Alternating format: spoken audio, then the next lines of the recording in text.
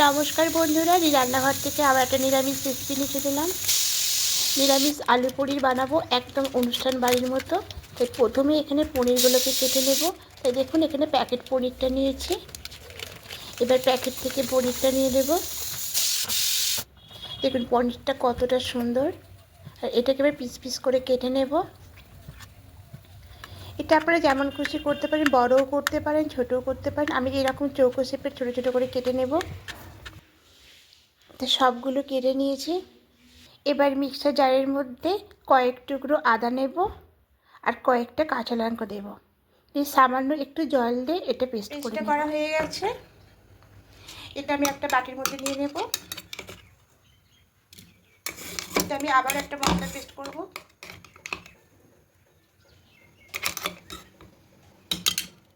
নিয়েছি মিক্সার জারে একটু জল দিয়ে, জলটাও দিয়ে দিয়েছি। আদা কাঁচা লঙ্কা পেস্টটা হয়ে গেছে। এবার আরেকটা মশলা করব। এখানে নেব 2 চামচ মতো চারমগজ, আর এখানে কাজু আছে 2 চামচ, একটু ভেঙে নিয়েছি। আর কয়েকটা কিশমিশ দেব,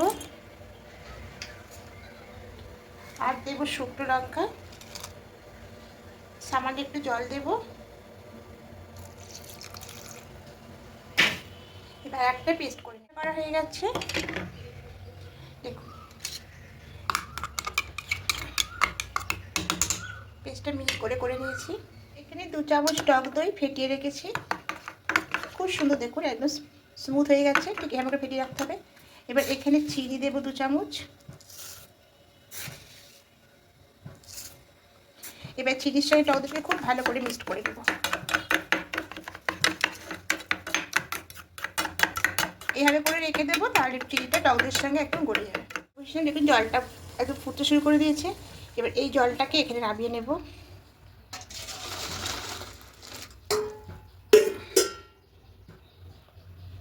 এবার এখানে সামান্য একটু লবণ দিয়ে দেবো।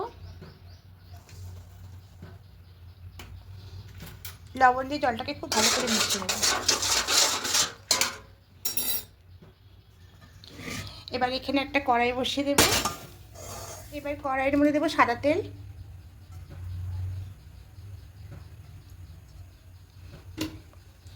এবার এখানে আলু কেটে রেখেছিলাম, সাদা তেলের মধ্যে আলুগুলো দিয়ে দেবো।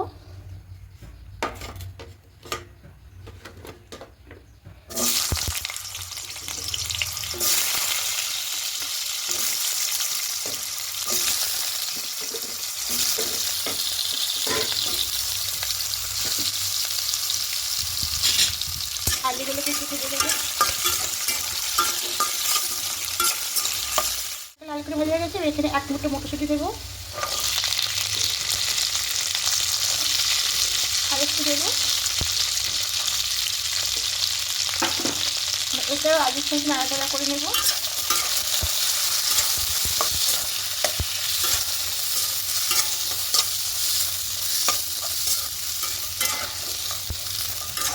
আজকে একটু জোর হয়েছে বলে একটুখানি দেখুন পুরোপুরি গেছে। মিডিয়াম আঁচে করতে হবে। আঁচটাকে কমিয়ে দিয়ে একটু ভাজতে হবে।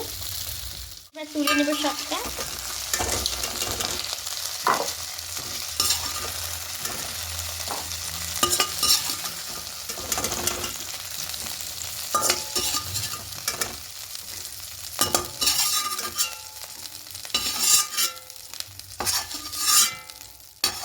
ব্যাস সবটা তুলে নিলাম। আবার একটু সামান্য সাদা তেল দেবো।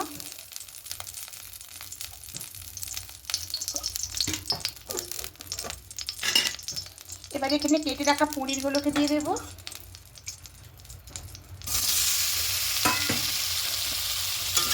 একটু হালকা করে পনিরগুলো ভেজে দেবো। হালকা করে ভেজে নিয়েছি, এগুলো তুলে নেবো। এবার যে গরম জল নুন দিয়ে রেখেছিলাম, লবণ দিয়ে নুন দিয়ে দেবো।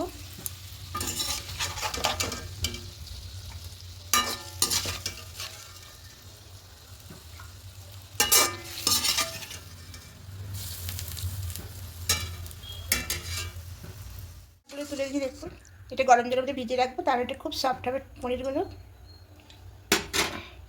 এবার কড়াইটা আবার বসিয়ে দিলাম। এবার দেব সাদা তেল,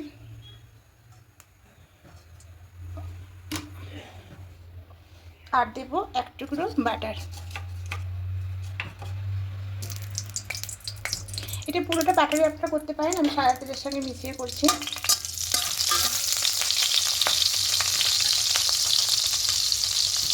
এবার এখানে দেবো গোটা গরম মশলা, দারুচিনি, এলাচ, লবঙ্গ, আর দেবো জিরে। একটা তেজপাতা থেকে ছিঁড়ে দিয়ে দিয়েছি। আর দেবো একটা শুকনো লঙ্কা।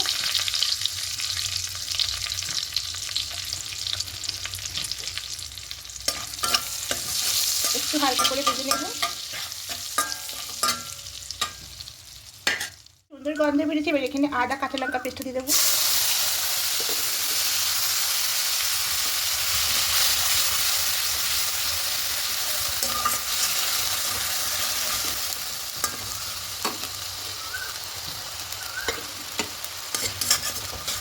ভালো করে কষিয়ে দিয়েছি।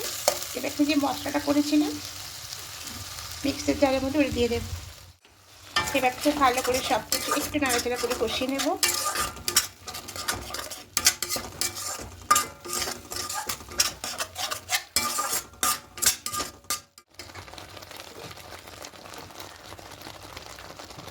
টক দইটা দিয়ে দিয়েছি।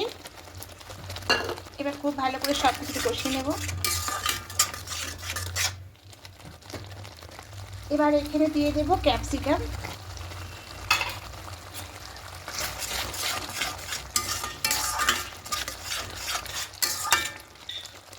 এবার আলু আর মটরশুঁটিটা দিয়ে দেবো।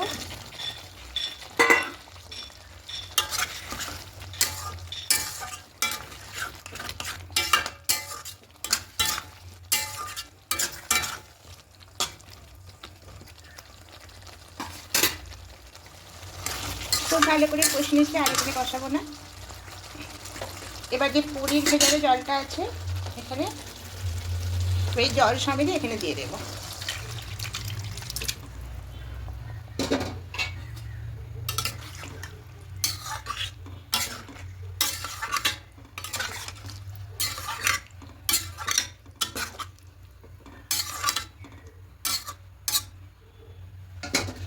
এবার ঢাকা দিয়ে কিছুক্ষণ হতে দেব।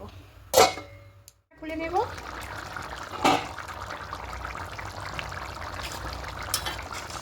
এখনো অনেকটাই ঝোল আছে, তাই একটু শুকনো করবো। এবার ঢাকা দেবো না, এভাবে খুলে রেখে দেবো।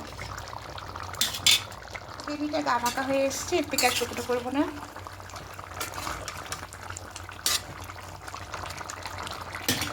এবার গ্যাসটা অফ করে দেবো।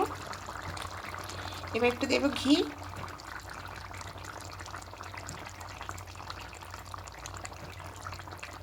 আর দেবো গরম মশলা পাউডার।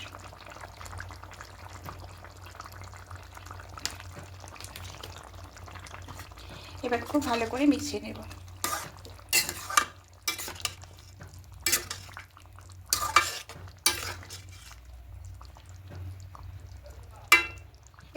গ্যাসটা অফ করে দিয়েছি। এবার এটা নামিয়ে নেব। এবার অন্য একটা বোলের মধ্যে দিয়ে পরিবেশন করে নেব। তো এরকম করে রান্না করে দেখবেন, একদম অনুষ্ঠান বাড়ির মতো খেতে লাগে। আর যদি আমার এই রেসিপিটি ভালো লেগে থাকে অবশ্যই কমেন্টে জানাবেন, এটা লাইক করে দেবেন। আপনাদের কমেন্ট পেলে আমার ভীষণ ভালো লাগে আর রান্না করতে উৎসাহ জাগে। আর যারা পুরনো বন্ধুরা কমেন্ট করছেন তাদেরকে অনেক অনেক ধন্যবাদ আমার পাশে থাকার জন্য। আর যারা নতুন বন্ধুরা দেখছেন এখনও পর্যন্ত সাবস্ক্রাইব করেননি তাদের কাছে অনুরোধ রইল সাবস্ক্রাইব করে পাশে থাকার জন্য। আমিও আপনাদের পাশে থাকবো। আবার কোনো রেসিপি নিয়ে চলে আসবো। আজকের মতো টাটা।